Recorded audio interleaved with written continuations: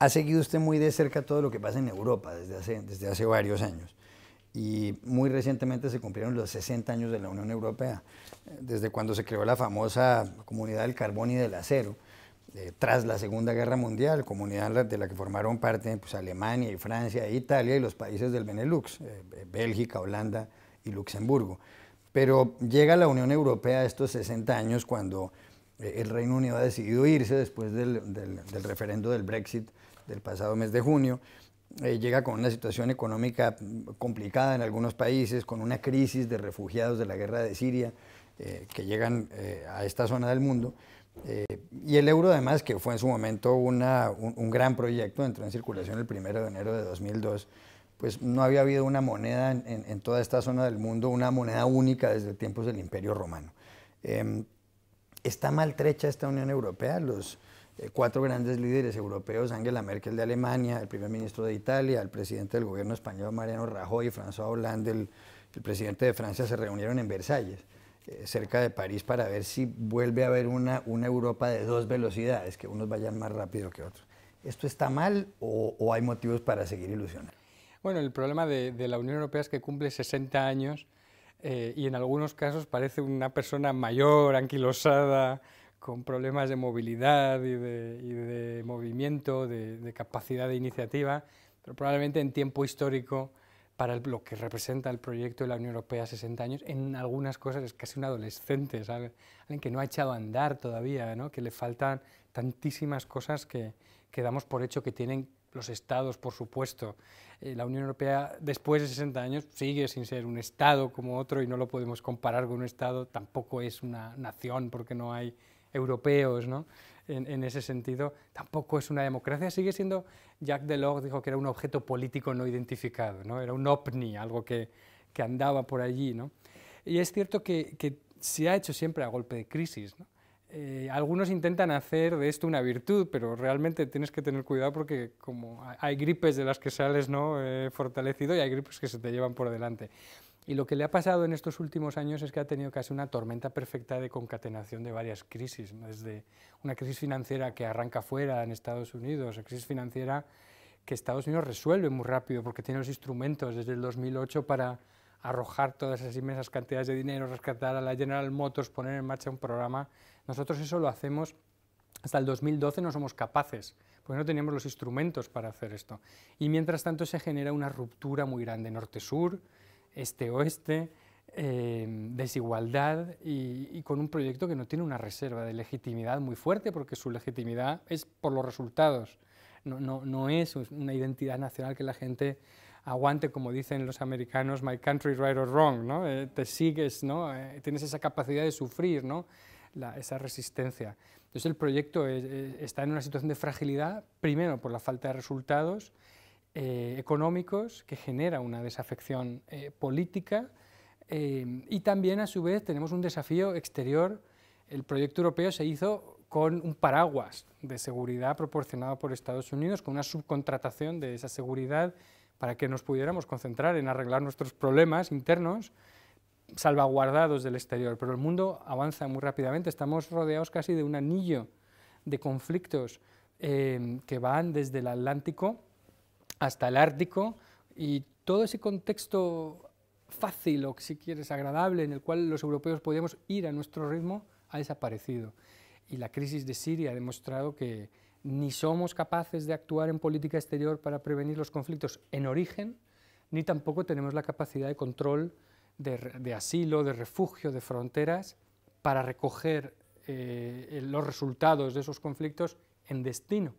Y por lo tanto toda esa crisis de asilo y refugio ha alimentado el populismo, los partidos eurófobos o xenófobos, y casi se lleva por delante la libre circulación de personas, el espacio Schengen, algo que es esencial para que funcione el mercado interior. Por lo tanto tenemos múltiples desestabilizaciones, y lo que hemos visto este fin de semana, el 25 con el 60 aniversario, es un gran fin de semana de discursos. Delors, el presidente, decía otra vez que después de los discursos de los domingos llegan los lunes, y los lunes son muy duros para la Unión Europea, y este lunes está siendo particularmente difícil. ¿Qué tanto impacto ha tenido para la Unión Europea el Brexit o va a tener el Brexit? Porque el Reino Unido, aunque no fue de los países fundadores, aunque incluso Francia llegó a bloquear la entrada del Reino Unido a la Unión Europea, pues es una potencia económica. Es verdad que ahí no circulaba el euro, es verdad que la política migratoria del Reino Unido es distinta a la que tenían los otros países de la Unión, pero ¿qué efectos puede tener eso en los otros 27 miembros de la Unión Europea, el hecho de que el Reino Unido diga adiós? Bueno, el Brexit es como el propio Nigel Farage del Partido de la Independencia del Reino Unido anunció, el ensayo general de lo que iba a ocurrir con Trump, ¿no? Es un mini ensayo de el acceso o el triunfo de una propuesta radical, populista, con muy poco anclaje en los datos, con mucho desprecio por los mecanismos tradicionales de la democracia representativa y con una vinculación emocional. Y para los europeos ha sido un shock en el sentido de que en la democracia más consolidada, donde siempre hemos explicado a todo el mundo, a nuestros lectores, a nuestros alumnos, que el Parlamento y la democracia parlamentaria, la solidez de las instituciones británicas, era el país que no podía nunca caer en la demagogia y en el populismo fácil porque tenía unos representantes elegidos en circunscripciones, responsables, unos partidos, unas instituciones. Y sin embargo, lo inconcebible ocurrió. Y ha sido un shock porque los británicos tenían ya una relación especial, tenían una relación especialmente especial, en tanto en cuanto demostraban que se podía estar en la Unión Europea de muchísimas maneras, que la Unión Europea no es, como dicen los euroescépticos, citando a la Unión Soviética, una cárcel de pueblos, ¿no? Es un sitio donde precisamente rige el consenso y la no coacción. Todo se hace por unanimidad y no se le impone a nadie. Y de ahí que el Reino Unido tuviera un estatuto muy privilegiado. Se salía del presupuesto, no estaba en la moneda, mantenía sus controles de fronteras de una forma además bastante asimétrica. ¿Quién les hizo pensar a los británicos que iban a retomar el control sobre algo sobre el cual ya tenían el control? Porque cualquier ciudadano europeo al entrar en el Reino Unido enseña su pasaporte, pero los ciudadanos británicos no enseñan su pasaporte al entrar en Europa ni al circular libremente por ella. Por lo tanto, ellos tenían una situación muy privilegiada, pero la confluencia de estos movimientos euroescépticos, una prensa enloquecida desde hace muchísimo tiempo, provocó este cataclismo que es responsabilidad de sus élites y de su partido conservador, que estaba muy dividido. Y nos ha dejado a todos un sabor muy amargo. Hay quienes a partir de ahora dijeron, alegrémonos, por fin se van, son un incordio, que se vayan, ¿no? Que nos dejen en paz. Pero realmente es un fracaso del proyecto, es un fracaso, yo creo, de la propia democracia británica y sobre todo es una traición a las generaciones más jóvenes, porque votaron los mayores en nombre de los jóvenes y parece muy difícil revertirlo. La negociación será dura, sucia, complicada. Nadie ha hecho nunca esto, de desconectarse de la Unión Europea, porque la Unión Europea rige, el orden legal de los tratados rige desde el agua, la calidad del agua corriente a la basura que recoge uno, la electricidad, del medio ambiente, la sanidad, ¿no? Es mucho más que una organización internacional y desenchufarse, desconectar de esto puede llevar décadas, nadie lo sabe, dicen que son 56.000 leyes las que tienen que derogar, cambiar. Es una pesadilla para todo el mundo que no sabemos todavía cómo va a terminar. Hay elecciones muy importantes en este año en Europa, que además pueden tener incidencia en el futuro de la Unión Europea. Las primeras son en Francia. La primera vuelta electoral es el 23 de abril y si ningún candidato obtiene más del 50% de los votos, la segunda vuelta será el 7 de mayo. Según todas las encuestas, a esa segunda vuelta pasarán dos candidatos. Marine Le Pen, la jefa y líder del Frente Nacional, partido xenófobo que quiere sacar a Francia de la Unión Europea por una parte, y por otra parte el candidato independiente de centro-izquierda, Emmanuel Macron. Algunos dicen que sería un milagro si lograra entrar a esa segunda vuelta en lugar de alguno de estos dos, François Fillon, el candidato conservador, pero después del escándalo conocido como el Penélope Gate, según el cual él le pagó unos $800.000 a su mujer Penélope para que lo asesorara cuando él era parlamentario, cosa que no es ilegal en Francia, lo ilegal es que ella no realizó absolutamente ningún trabajo, pues sería un milagro que el señor Macron entrara allí. ¿Qué mirada tiene usted sobre estas elecciones francesas? ¿Qué puede pasar? Porque algunos dicen que si llega a ganar la señora Le Pen y convoca otro referendo, pues esto sería un Frexit, es decir, la huida de Francia, la salida de Francia de la Unión Europea, y por supuesto eso sería expedirle la partida de defunción a la Unión. ¿Qué cree usted que va a pasar? Bueno, es que el relato, estábamos recordando en estos tiempos la teoría de las fichas del dominó, cuando los países del sureste asiático iban a caer como fichas de dominó en manos del comunismo. Parece que los populistas eurófobos han construido esta especie de relato épico también parecido, ¿no? de ya ganamos en el Reino Unido, Trump es este fenómeno, va a ayudar, y tenemos esta pinza o casi asedio, porque el señor Putin también parece conchavado, como decimos aquí también con el señor Trump. Erdogan también está enseñando esta tendencia autoritaria. Tenemos en Polonia y Hungría como que parece que las primeras plazas dentro también de la Unión Europea han caído ya en manos de populismos, ¿no? Entonces parece esto el asedio de la Unión Europea, y la plaza fuerte que se juega es desde luego Francia, porque Francia no puede caer, ¿no? Si cae Francia, ahí sí que hay un efecto dominó.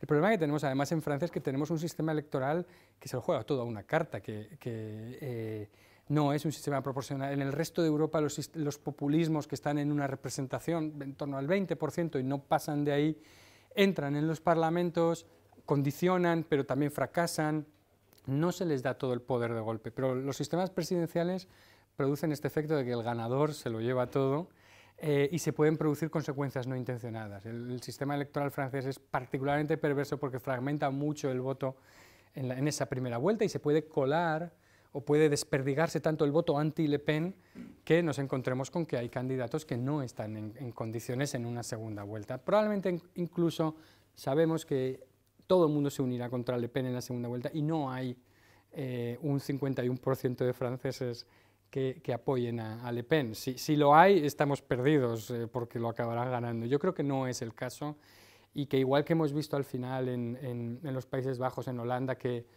el populismo tiene un techo natural, choca, baja, se desgasta a los demás.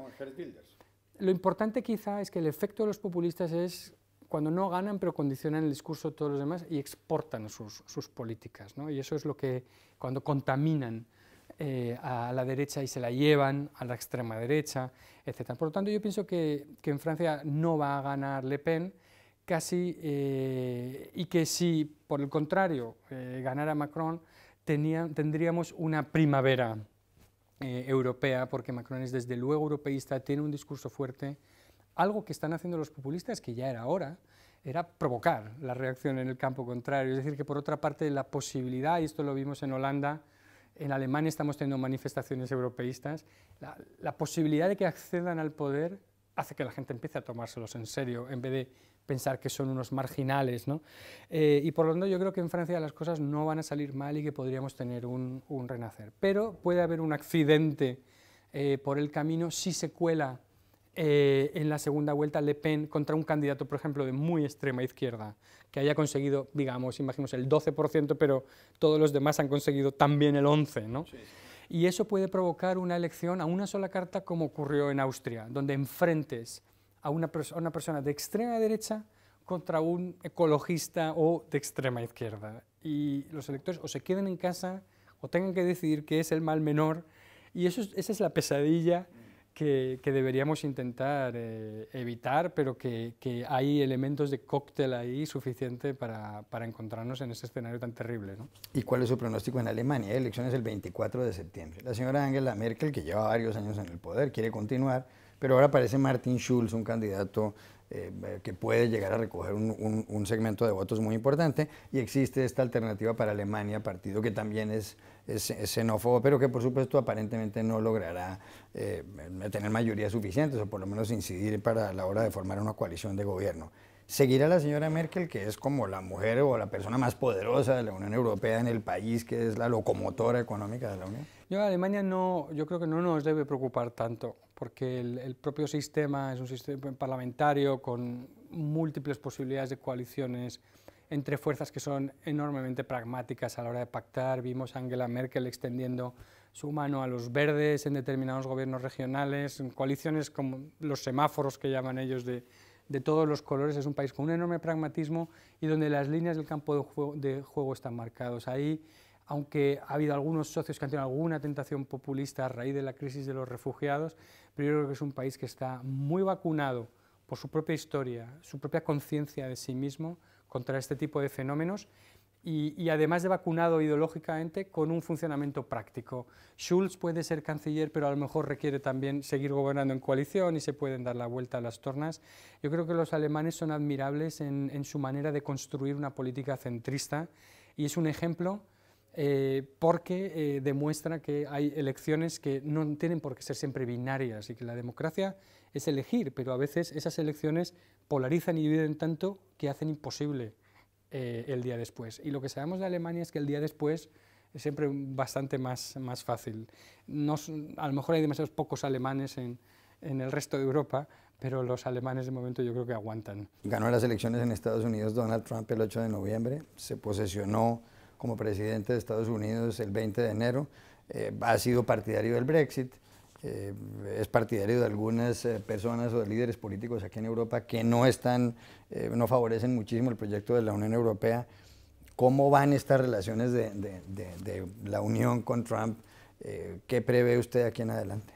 Bueno, ahí sí que, aunque nuestros líderes políticos no lo pueden decir en público, alguno lo insinuó o se aproximó a ello, como el presidente del Consejo Europeo, Donald Tusk, no pueden decir en público lo que muchos piensan en privado, y es que Trump es una amenaza existencial y es el primer factor de inseguridad, o es un factor de inseguridad para la Unión Europea en aspectos fundamentales. Y por eso, incluso este desafío de si la OTAN, la Alianza Atlántica, está invalidada o no, si los europeos deben aumentar su seguridad, nos choca muchísimo, porque es cierto que los europeos deben aumentar su gasto en seguridad, pero Trump está acrecentando la inseguridad de los europeos.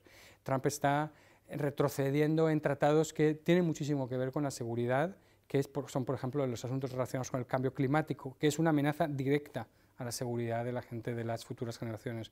El proteccionismo, tal y como lo ha planteado Trump, es también una amenaza para las sociedades europeas que están basadas en órdenes abiertos. Hemos valorado poco, yo creo, en ese sentido, o hemos tenido de momento este compás de espera para decir, bueno, esperemos y veamos, esperemos que no haga todo lo que dice que va a hacer, no tenga tiempo para hacerlo o su administración sea tan incompetente. Pero ese programa yo creo, Trump es un torpedo en la línea de flotación de casi todas las cosas por las que Europa pretende luchar y pretende conseguir en el mundo.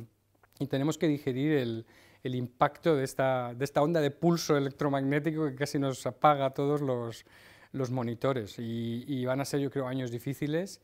Hemos visto, por ejemplo, incluso en el tema de yihadismo y terrorismo, su comportamiento en Siria, su comportamiento con Putin, es un factor que está alimentando los factores que ponen en peligro a Europa. Y por lo tanto, no tiene muy poquito sentido que los europeos aumentemos nuestro gasto en defensa para hacer frente a una inseguridad que está generando en muchos sentidos los propios Estados Unidos. Y por eso es un desafío tan complicado.